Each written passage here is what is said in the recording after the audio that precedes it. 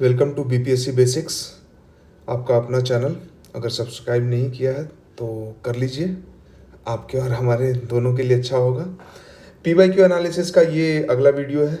PYQ analysis करेंगे हम लोग कि बिहार से क्या क्या सवाल आए हैं। ये 67 बीपीएससी में पूछा गया जो भी बिहार रिलेटेड सवाल था, चाहे वो स्टैटिक का हो चाहे करंट अफेयर्स का हो, वो हम देखेंगे ताकि इससे हमें ये आइडिया लगे कि सवाल आते कैसे हैं। ये जो हुआ बना हुआ है मार्केट में कि ये किताब पढ़ लो, वो किताब पढ़ लो, 4 किताब पढ़ लो, इतना अगर किताब पढ़ने से बीपीएससी होता और इतना किताब पढ़ना पड़े तो फिर आप रिवीजन कब करेंगे, और तैयारी का बोझ इतना ज़्यादा हो जाएगा कि तैयारी करते करते थक जाएंगे। जबकि तैयारी करने का सबसे पहला नियम है कि मज़ा आना चाहिए तैयारी करने में। जिस काम में मज़ा नहीं आएगा वो काम सक्सेसफुल नहीं होगा। और मज़ा कब आएगा? जब भी काम सिंप्लीफाई हो जाए तब।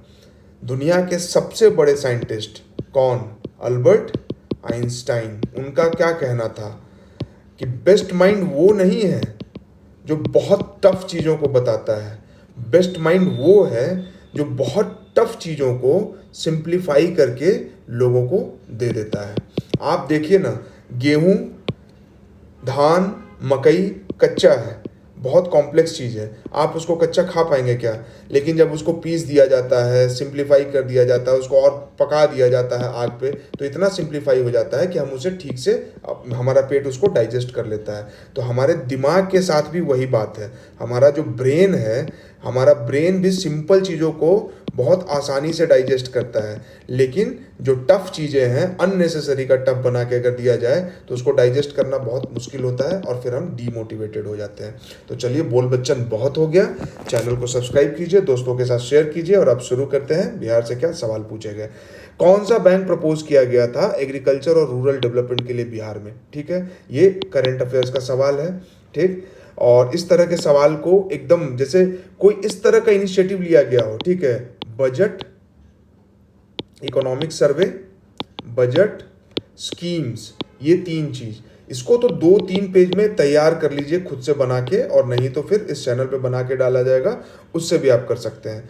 इससे सवाल 3-4 आना ही आना है। ये स्कीम्स ऐसे स्कीम्स हैं जो कि न केवल आप प्रीलिम्स में आपसे सवाल पूछा जाएगा, बल्कि जब आप मेंस में आंसर लिखेंगे तो इसको आप कोट करेंगे एग्जाम्पल में, और उससे आपके मार्क्स बढ़ेंगे, है ना। चलिए, the value of human development index in Bihar, कितना फैक्चुअल सवाल है कि ह्यूमन डेवलपमेंट इंडेक्स। अब इससे क्या क्या सवाल बन सकता है? ह्यूमन डेवलपमेंट इंडेक्स है, ठीक है, क्या पूछ दिया कि वैल्यू क्या है, एक सवाल तो ये हो गया। दूसरा क्या पूछ देगा कि ह्यूमन डेवलपमेंट इंडेक्स में बिहार का रैंकिंग क्या है। ठीक है, ह्यूमन डेवलपमेंट इंडेक्स इंटरनेशनल वाला पूछेगा और उसमें पूछ देगा इंडिया का क्या रैंकिंग है ना। ह्यूमन डेवलपमेंट इंडेक्स कौन निकालता है इंटरनेशनल लेवल पे, और इंडिया में इसको कौन निकालता है। ठीक है, तो इस तरह से सवाल बन सकते हैं। तो इस सवाल से हमें ये आइडिया लगता है कि ह्यूमन डेवलपमेंट इंडेक्स है, तो इसमें रिलेटेड 3-4 फैक्ट जो है वो याद कर लेना है। आगे बढ़ते हैं। Digital Bihar program, digital Bihar program, under digital Bihar program जो है, which student will receive computer education and training. ठीक है, तो ये भी स्कीम वाला सवाल हो गया। स्कीम से दूसरा सवाल आ गया, 15th फाइनेंस कमीशन में बिहार को क्या शेयर मिलेगा। तो अब देखिए, 15th फाइनेंस कमीशन है, क्या क्या सवाल बन सकता है कि सबसे पहले इसके चेयरमैन कौन है, बिहार को कितना हिस्सा मिला। ठीक है, सेंटर और स्टेट का डिवीजन का क्या रेशियो है, सेंटर कितना % रखेगा और स्टेट कितना % रखेगा। फिजिकल डेफिसिट के लिए क्या टारगेट दिया गया है, ये पूछ सकता है। इसके अलावा और कोई फैक्ट है वो पूछा जा सकता है। फाइनेंस कमीशन को अपॉइंट कौन करता है, ये पूछा जा सकता है। फाइनेंस कमीशन के चेयरमैन, ये तो सवाल यहाँ पे हो ही गया। क्या फाइनेंस कमीशन कॉन्स्टिट्यूशनल बॉडी है? अगर कॉन्स्टिट्यूशनल बॉडी है तो किस आर्टिकल के अंदर आता है। बस इतना 5-6 फैक्ट आपको तैयार कर लेना है, और इससे बाहर सवाल क्या आएगा आप खुद सोच के देखिए। एक साल ये पूछ दिया, अगले साल ये पूछ देगा, उसके अगले साल ये पूछ देगा, उसके अगले बार ये पूछ देगा। तो पीवाईक्यू एनालिसिस करने का ये होता है मतलब। चलिए अगला सवाल देखते हैं। यहाँ नहीं है, यहाँ है। ठीक है, क्विट इंडिया मूवमेंट के समय हजारीबाग जेल से कौन भागे थे। ठीक है, तो जयप्रकाश नारायण गए थे और उनके साथ और भी लोग भागे थे। अब इसमें क्या क्या देखना है। क्विट इंडिया मूवमेंट के समय जयप्रकाश नारायण का पूरा रोल आप पढ़िए, उसमें एक चीज आ जाएगा कि हजारीबाग जेल एस्केप किए थे। इसके अलावा आजाद दस्ता बनाया था उन्होंने, इसके अलावा अंडरग्राउंड के क्विट इंडिया मूवमेंट को लीडरशिप प्रोवाइड कराया था, इनके साथ कौन कौन जो थे और बाकी लोग जुड़े हुए। तो ये 5-6 फैक्ट अगर आप तैयार कर लेते हैं तो ये इस जोन वाला सवाल जो है वो पूरा तैयार हो जाएगा। 69 में क्या पूछा गया था कि हजारीबाग जेल से भागे थे तो उस समय कौन सा फेस्टिवल था। ठीक है, तो देखिए अगर इसके इर्द गिर्द आप 5-6 फैक्ट तैयार करते हैं तो आपका काम बन जाता है। अगेन PYQ अगर आप ठीक से एनालिसिस करते हो तो ये आपके लिए आसान हो गया। ये देखिए 67 में आया हुआ है और 69 में पूछ दिया था कि फेस्टिवल कौन सा था। ठीक है, फिर कभी पूछ देगा कि जयप्रकाश नारायण को 66 में पूछा है, जयप्रकाश नारायण को टाइटल क्या दिया गया था। ठीक है, हो सकता है कभी पूछ देगा कि टाइटल कौन दिया था। ठीक है, चलिए who was the president of गया सेशन। अब देखिए कांग्रेस का जो भी इंडियन नेशनल कांग्रेस का जितना सेशन हुआ है वो तो इंपॉर्टेंट है ही है। बिहार में जो जो सेशन हुआ है, गया सेशन पूछ दिया कि प्रेसिडेंट कौन है, किसी बार पूछ देगा कि किस साल में हुआ था 1922 में। ठीक है, अगले बार पूछ देगा कि क्या उसमें इंपॉर्टेंट डिसीजन लिया गया था। ठीक है, तो बिहार में जो भी इंडियन नेशनल कांग्रेस का सेशन हुआ है, ठीक है, जो भी 2-3 सेशन हुआ है पटना में, गया में, रामगढ़ में, जो उस समय बिहार में ही था, तो वो सेशंस उसके प्रेसिडेंट कौन थे और उसमें इंपॉर्टेंट डिसीजन क्या लिया गया था और कौन से साल में हुआ था। 3, 3, 6, 3, 9, 9, 10 फैक्ट याद कर लेना है, इसमें से एक ना एक सवाल आना है। चलिए, what portfolio Rajendra Prasad held. ठीक है, जैसे जयप्रकाश नारायण को तैयार किया वैसे ही राजेंद्र प्रसाद को तैयार कीजिए कि इनका क्या एजुकेशनल क्वालिफिकेशन था, ये वकालत करते थे तो कौन से हाई कोर्ट में करते थे, चंपारण मूवमेंट में क्या रोल था, उसके बाद पूरा क्या रोल रहा इनका इंडियन नेशनल कांग्रेस में। ठीक है, और फिर कॉन्स्टिट्यूशन बनने में इनका क्या रोल रहा, इंटरिम गवर्नमेंट था तो उसमें ये कौन सा पोर्टफोलियो इनको था। ठीक है, तो फूड एंड एग्रीकल्चर मिनिस्टर थे बाय द वे। ठीक, तो ये 5-6 फैक्ट इनका तैयार कर लिया आपने।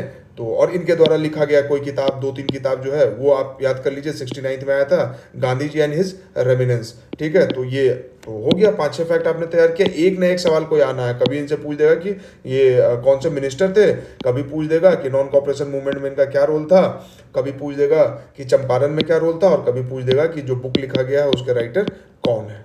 ठीक है, समझ में आ रहा है। ये है PYQ का एनालिसिस।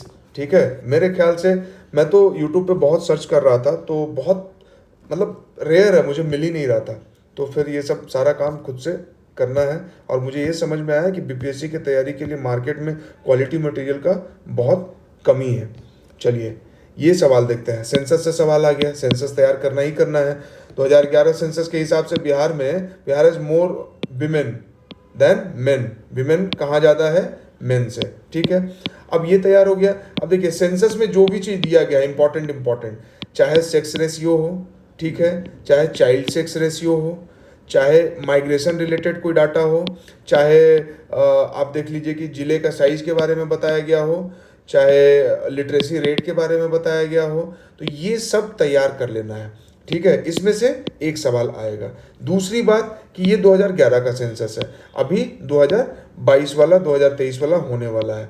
इसके अलावा नेशनल फैमिली हेल्थ सर्वे का 5वां सर्वे हुआ है। ठीक है, तो इस सर्वे में जो इंपॉर्टेंट फैक्ट्स हैं वो 4-5 फैक्ट्स याद कर लेना है। पूरा सेंसस और ये NFHS एक पेज में आप लिख लीजिए, देखिए मजा आ जाएगा एग्जाम में।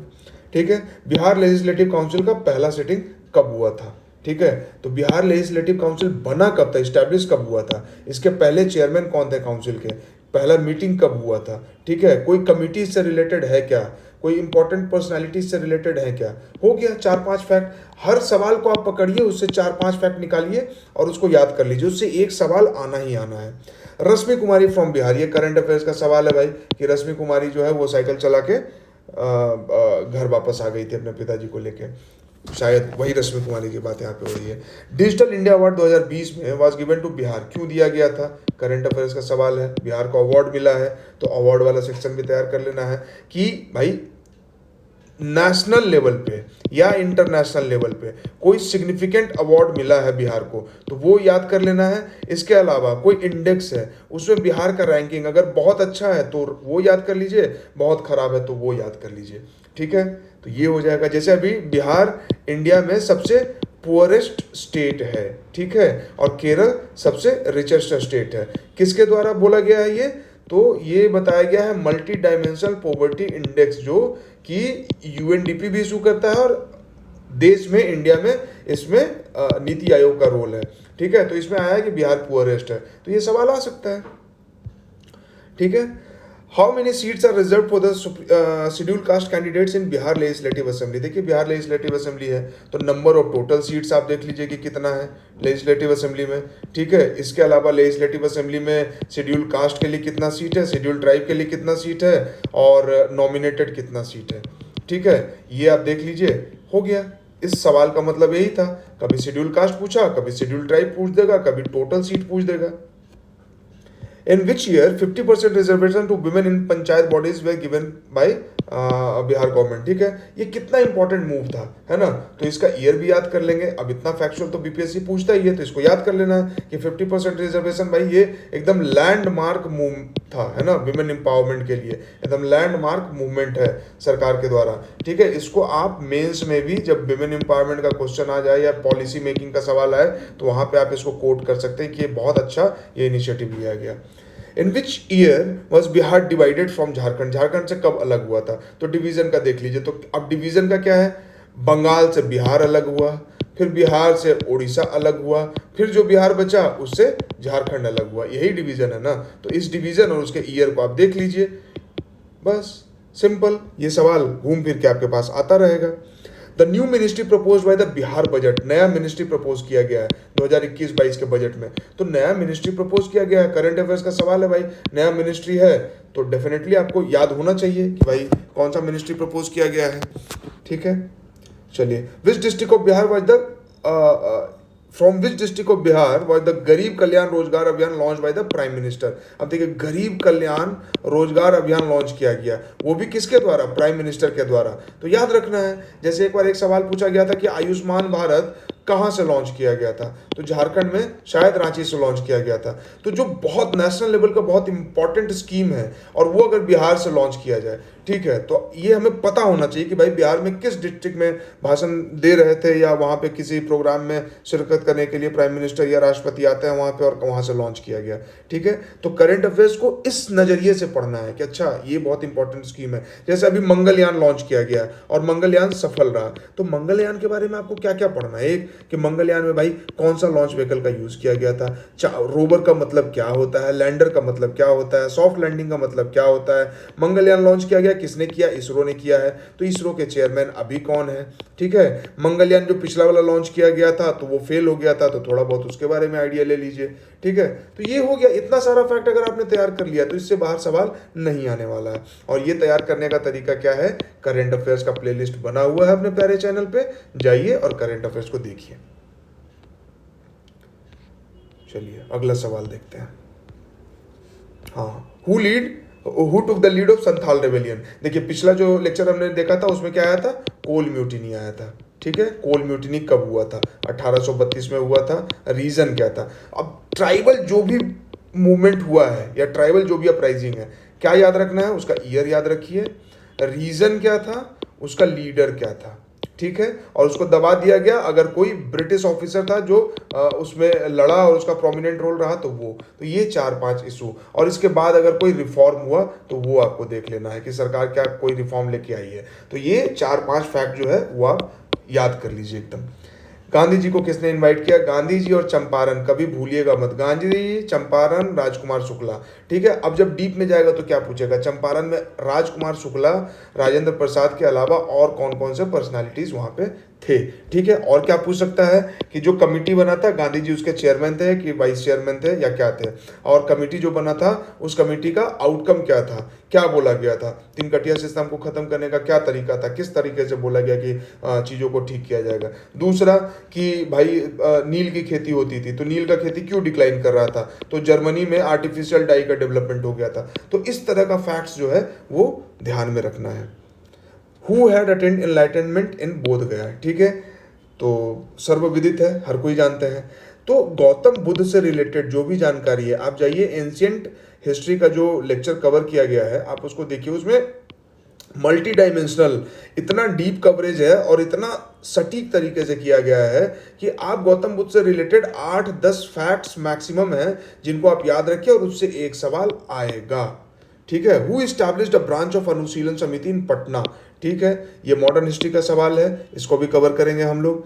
बिहार सोशलिस्ट पार्टी 1931 में इस्टैब्लिश किया गया। ये सब देख रहे, नेशनल मूवमेंट में बिहार का जो रोल है, ठीक है, तो बिहार का रोल है, तो नेशनल मूवमेंट में क्या है, नेशनल मूवमेंट में देखिए क्या क्या होगा। नेशनल मूवमेंट में एक होगा कि मॉडरेट लोग का तरीका होगा, एक रिवॉल्यूशनरी होगा, ठीक है, फिर पीजेंट मूवमेंट भी चलेगा, लेबर मूवमेंट भी चलेगा, ठीक है। तो ये अलग अलग तैयार कर लेना है कि मॉडरेट्स का क्या रोल था, इंडियन नेशनल कांग्रेस का क्या क्या सेशंस हुआ था, उस सेशन में क्या डिसीजन लिया गया, इस तरह से। तो ये आपका इससे सवाल मतलब 2-3 सवाल तो आ ही जाना है, ठीक है, या तो बिहार स्पेशल का बन के आए और नहीं तो नेशनल मूवमेंट पूरे मतलब इंडिया का जो मॉडर्न हिस्ट्री है उससे सवाल बन के आए, लेकिन सवाल आएगा। और पढ़ने का तरीका यही है, और बार बार आप PYQ को देखिए, जितनी बार आप देखिएगा आपको समझ में आएगा कि क्या पढ़ना है, क्यों पढ़ना है, कैसे पढ़ना है, कितना पढ़ना है, कहाँ से पढ़ना है। बात समझ रहे हैं। बिहार सोशलिस्ट पार्टी अनुशीलन समिति, चलिए, कभी साल पूछेगा, कभी कुछ पूछेगा। शेरशाह टॉम कहाँ लोकेटेड है, ठीक है, बहुत आसान सवाल है। शेरशाह का टॉम कहाँ लोकेटेड है, ये भी एंशिएंट में बहुत अच्छे से कवर किया गया है। शेरशाह सूरी के बारे में बहुत अच्छे से पढ़िए कि भाई इनका क्या रोल रहा, बाबर के टाइम पे, हुमायूं के टाइम पे इन्होंने कितना वार लड़ा, कितनी बार किसको किसको हराया, ठीक है, क्या क्या रिफॉर्म लेके आए थे ये, ठीक है। इसके अलावा अफगानी कबीले में इनका क्या रोल था, दरिया खान नुहानी, बहार खान नुहानी, जलाल खान नुहानी, उनके टीचर बन के ये उसको ट्यूशन दे रहे थे। तो वो सब आपको रोल पूरा देखना है, उसमें से कोई एक सवाल आ जाएगा। बुद्धिस्ट काउंसिल के बारे में पूछा गया है। बुद्धिस्ट काउंसिल कितना हुआ था, 1 2 3 4। पहला काउंसिल कहाँ हुआ था, कौन रूलर था और किसके चेयरमैनशिप में हुआ था, बुद्धिस्ट मॉन्क कौन थे जो चेयर थे, और आउटकम क्या रहा। सेम सेकंड वाले में कहाँ हुआ था, रूलर कौन था, काउंसिल का चेयरमैन कौन था, मेन आउटकम क्या था। सेम तीसरे वाले में 4 4 16 फैक्ट अगर आप याद करते हैं तो आपका कवर हो गया, और इससे एक सवाल आना ही आना है, ठीक है। बुद्धा के बारे में 10 फैक्ट, तो मान लीजिए कि 16 फैक्ट यहाँ हो गया, बुद्धा के बारे में 10 फैक्ट, टोटल मिला के 25-26 फैक्ट हो गया। अगर 25-26 चीज़ों को आप याद रखते हैं तो उसमें से 1 या 2 सवाल आना तय है, समझे। और ये भी कवर किया गया है, आप जाइए हिस्ट्री वाले वीडियो को देखिए।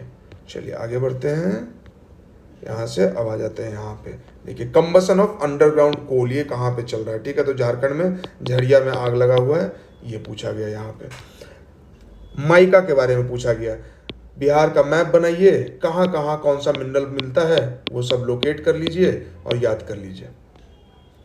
कॉन्फ्लुएंस ऑफ रिवर सोन और गंगा कहाँ पे है, ठीक है, the confluence of river Son and Ganga is located in which district of Bihar, Bihar के कौन से डिस्ट्रिक्ट में गंगा और सोन दोनों मिलते हैं। तो ये गंगा रिवर है, नीचे से सोन रिवर आती है। आपको क्या याद करना है कि कौन सा डिस्ट्रिक्ट है। सबसे पहला जो सोन रिवर निकलती है वो कहाँ से निकलती है, इसका उद्भव, इसका उद्गम कहाँ से होता है, अमरकंटक की पहाड़ियों से होता है, ठीक है, ये देख लेंगे किस डिस्ट्रिक्ट से होकर बह रहा है। उसी तरह से गंगा रिवर है, तो गंगा रिवर बिहार में कौन से डिस्ट्रिक्ट में एंटर करती है, किस डिस्ट्रिक्ट से बाहर निकल रही है, कितने डिस्ट्रिक्ट से होके ये गंगा रिवर बहती है, गंगा के किनारे के कौन कौन से शहर है दोनों तरफ, ठीक है, गंगा के किनारे दोनों तरफ जो मिट्टी है उसको क्या बोला जाता है, ठीक, गंगा रिलेटेड कोई गवर्नमेंट का स्कीम है, बस इतना ही इसी तरह से कवर करना हो। ये अगर आपने कवर कर लिया, आपको मैं गारंटी देता हूं कि आप इस तरह से कवर कीजिए और उसका बीपीएससी का कोई भी प्रीलिम्स का PYQ क्वेश्चन उठाइए,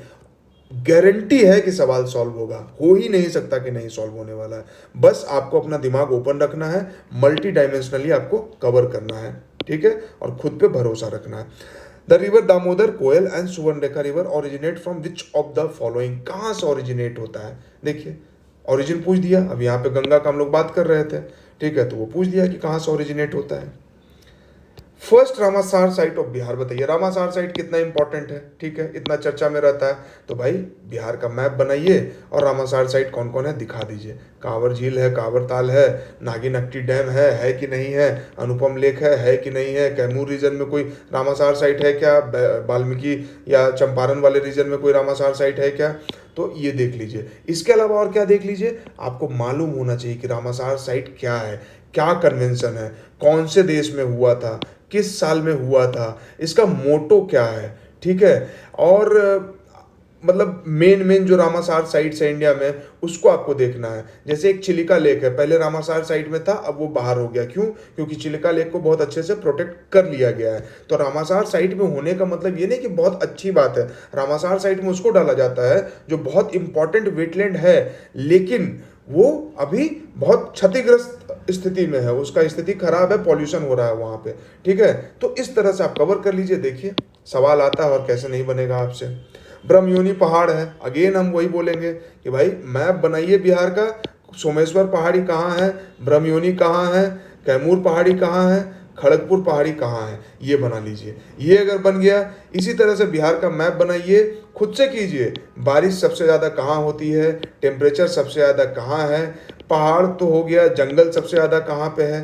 ठीक है, तो मिट्टी का है, मैप बनाइए, अगेन मिट्टी का देख लीजिए। मैप बनाइए, नदी देख लीजिए, गंडक, कोसी, महानंदा, सोन, पुनपुन, गंगा हो गया, क्यूल हो गया।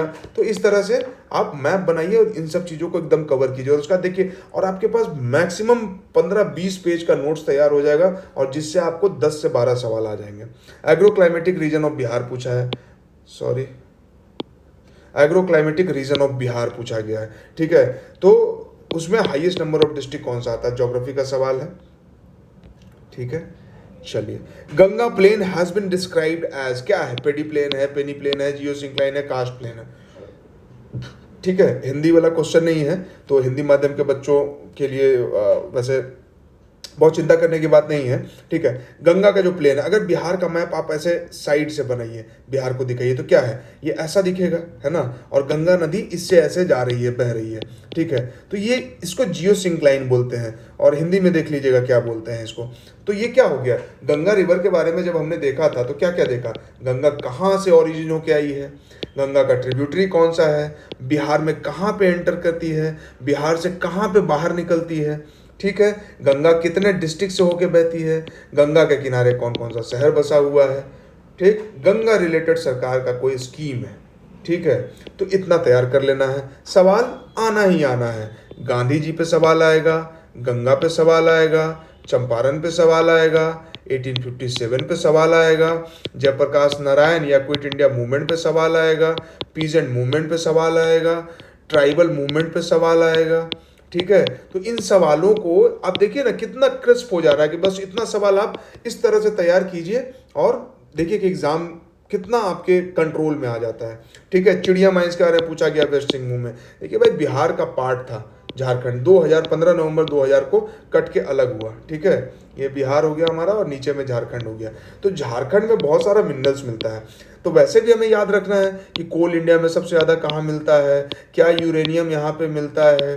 ठीक है, यहाँ पे कौन सा स्टील प्लांट है, तो ये सब बातें, कौन कौन सा डिस्ट्रिक्ट हमारा लगता है इससे। ठीक है, ये तो बीपीएससी 69 तो पूछा भी गया कि बिहार के बॉर्डर को टच करने वाले जो स्टेट है, तो सबसे ज़्यादा कौन बिहार के डिस्ट्रिक्ट्स को टच करता है, तो यूपी भी 8 डिस्ट्रिक्ट को टच करता है, झारखंड भी 8 डिस्ट्रिक्ट को टच करता है। ठीक है, तो इस तरह से सवाल को तैयार करना है, इस तरह से चीज़ों को देखना है। उत्तर प्रदेश में आसपास के ज़िलों में जो इम्पोर्टेंट जगह है, जो इम्पोर्टेंट एग्रो क्लाइमेटिक जोन है या कोई नदी है, तो इन सब चीज़ों के बारे में पता रखना है, बस हो गया। तो प्रीलिम्स के लिए PYQ को इस तरह से एनालाइज कीजिए, वीडियो को देखिए, आप खुद से भी देखिए और हर पेपर को एनालाइज कीजिए, उसके बाद आप समझिए, देखिए, उसके बाद एग्ज़ाम आपके लिए आसान हो जाएगा। नहीं तो मार्केट में जो भ्रम फैलाया जाता है, मार्केट में जो मिस गाइडेंस है, उसमें अगर फंसेंगे तो आपका समय, आपका पैसा, आपकी जवानी सब बर्बाद होगा, और काफ़ी टाइम के बाद जब रियलाइज़ होगा तो बहुत दुख होगा। तो उस दुख की स्थिति में आप न पहुँचें, इसलिए हमने ये बीपीएससी बेसिक्स का इनिशिएटिव लिया है। इसको आप भी अपना प्यार दीजिए, चैनल को सब्सक्राइब कीजिए, वीडियो को लाइक कीजिए, कमेंट करके बताइए आपको कैसा लगा, कमेंट में आप सजेशंस भी दीजिए और जम के पढ़ाई कीजिए।